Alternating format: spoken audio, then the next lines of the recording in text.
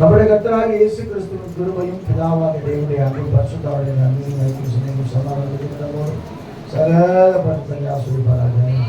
அல்லேலூயா, அல்லேலூயா, அல்லேலூயா.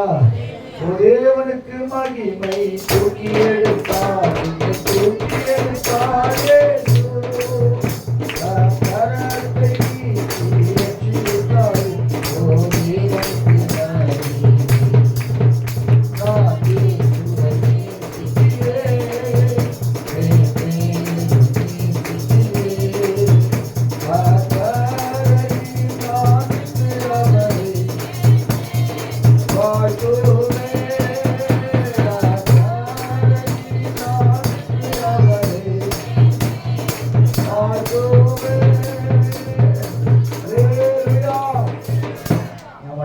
ஆண்டவருக்கு